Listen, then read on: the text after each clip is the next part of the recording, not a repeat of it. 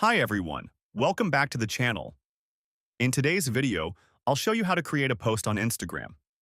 So, let's get started. First, open the Instagram app on your phone. Now tap on the plus icon at the bottom or top of the screen. Next, select Post. Next, choose a photo or video from your gallery, or capture a new one using your camera. After selecting your media, tap Next at the top right corner of the screen and apply any filters or edits if you want. Tap Next again at the bottom of the screen. Then write a caption, add hashtags, and tag people if needed. You can also add a location or share the post to other platforms. Once everything is ready, tap on Share.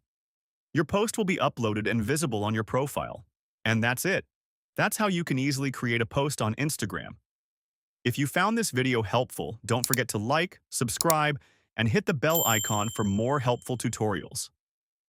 Thanks for watching, and I'll see you in the next video.